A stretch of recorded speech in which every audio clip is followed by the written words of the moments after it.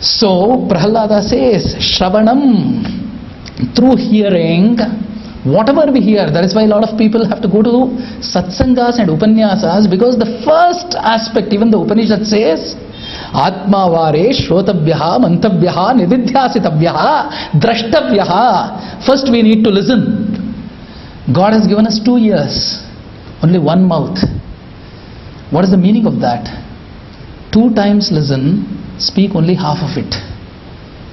Second most important thing is, ears are always open, mouth is always closed. You need to make an effort to speak, but things can be effortlessly taken inside. Third thing is, when an acharya speaks, when a guru speaks, or when something is being told for our atma uddhara or the upliftment of the soul, give both your ears. That is why God has given us 2 ears. First one is Shravanam, Kirtanam. Once you listen, you start singing. Whatever you have heard, start reciting. Speak the same language. Vishnoho Smaranam. Many a times people start reciting mechanically. But once you start reciting mechanically, there is one day when the Lord gives you the viveka or the discrimination power and says, try to contemplate on what you are speaking. So, Vishnoho Smaranam, Pada Sevanam, then start doing service. Kaya Vacha Manasa. This is what is told here. Pada Sevanam, the examples given, like Parikshit you should listen. When Shukha Brahmarshi was telling, like Parikshit you should listen. Kirtanam, like Shukha Brahmarshi you will have to speak continuously on the Lord. Smaranam, you should start contemplating on the Lord like Dhruva contemplated. Pada Sevanam, like Lakshmi contemplates. Inda Kshirabdi Pada Sevanam, Inda Kshirabdi Yenudhanyalo Lakumi, Yanthamanyalo, Sanuragadinda Tane Hariya Seve Madutihalu, Purandar Dasa says. Like that you should do Pada Sevana. Archanam, Prithu Maharaja in Dhruva Vamsha, he does Archana. Vandanam, we should always bow our hands only in front of the Lord. We should never bow our lands or hands to people who own lands thinking that they will give it to us. Vandanam, how should you prostrate to the Lord? Like how Akrura did in Vrindavana on the banks of Yamuna. Shayana Pradakshinam, it is told. Vandanam, Dasyam, always servitude to the Lord, like what Anjaneya did. Sakhyam, like how Arjuna did. Atmanivedanam, we should always Atmanivedana, that is, surrender ourselves to the Lord. Once we do this, the Lord will come running to us. He says these are the 9 ways on how the Lord can be worshipped. This is Prahlada Navavida Bhakti. Once Prahlada said this, Hiranyakashipu got angry. He said, this is not what is acceptable to me.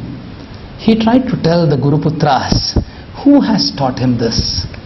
The Guruputra says, we have not taught him, nor anybody in the ashrama have taught him.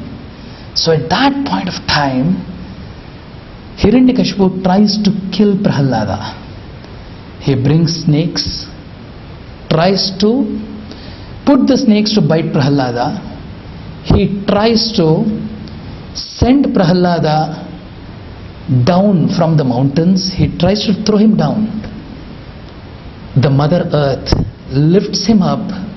She comes in the form of a net made from creepers and lifts him up. He says, what does your father understand about your bhakti? The Lord understands a true devotee. He tries to put him to fire. The fire doesn't destroy him. He tries to take spears, tries to hurt him through his spears or try to kill him through the spears. It doesn't kill him. Why did this happen? This is because Prahlada saw the presence of the Lord in the spear, in the fire, On the hill, in the snake, he tried to trample Prahalada by sending a wild elephant. Prahalada said, "My lord protected Gajendra, you are protected by my lord, will you destroy me?" The elephant garlanded Prahalada and goes. At this point of time, Shanda Amarka say, "Don't try further, Hiranyakashipu. We will tie him up in the Varuna Pasha in our ashrama, and once our father comes back, we will see what best can be done." They take him out. They take him to the ashrama, tie him with the Varuna Pasha. But once the gurus go out, all the Asura Balakas, or the children of the Asura says, "Prahalada, we are missing you. Why don't we play some game?" Prahalada says, "We will play, but I am tired." The Asura Balaka says, "We will release you." What do we play? Prahalada says, "We will play a game of teacher and a student." Prahalada becomes the teacher and the Asura Balaka becomes the student. Prahalada says, "Don't waste your time." He starts his lesson by saying, "Don't waste your time. Kaumaram acharet prajnaha. Punyam bhagavataniva. Durlabham manusham janma tadapi arthadam adhruvam." He says, "Durlabham manusham janma." Don't waste your time, because this life is very, very temporary. This life can go out at any given point of time. Malayil elunda mukkul pol vayyam. Binnin nilayila mannuyirakkayal. That's what Alvars say. The life is as temporary as a lightning. It can go out any second. Secondly, a small child will be sitting on the banks of a river. He will be enjoying seeing the water. What is he enjoying? He is seeing a bubble which is going with the water. And suddenly the boy starts crying. The mother comes running. "Oh child, why did you stop crying?" The boy says, "The bubble broke. The bubble broke." The mother says, "The bubble formed to break.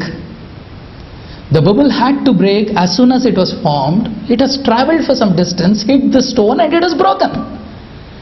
In the same way, a body is born to die. We need to understand. Prahalada says that. Tadapi arthadam adhruvam. So, then the Asura Balaka says, "Why are you so pessimistic? We have got 100 years of life.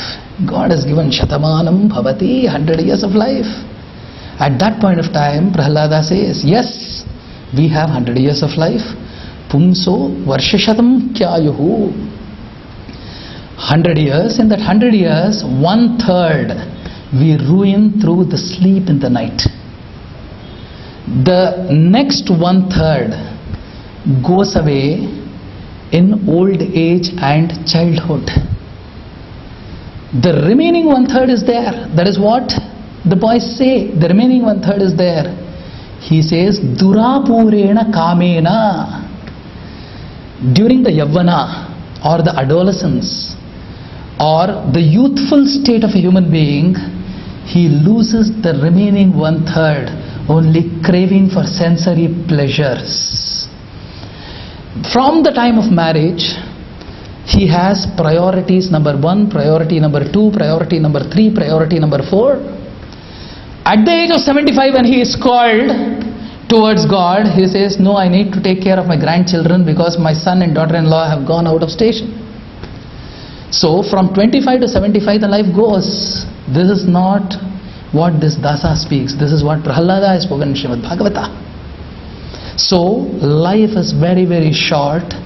What we don't get at the age of 5, we are not going to get at the age of 50, which is bhakti.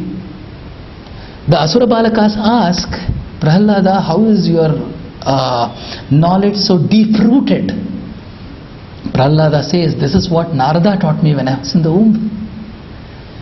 All start singing Nama Sankirtanam, "Namo Narayana, Namo Narayana, Namo Narayana." Hiranyakashipu thought, "I wanted one boy to be corrected. Now the entire city of mine is singing Narayana." At that point of time, he takes a final decision that I need to get rid of this boy.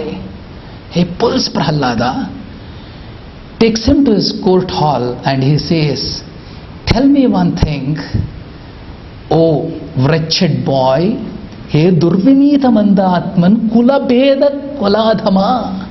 He says, O wretched boy, tell me who is your strength because of which we are speaking like this.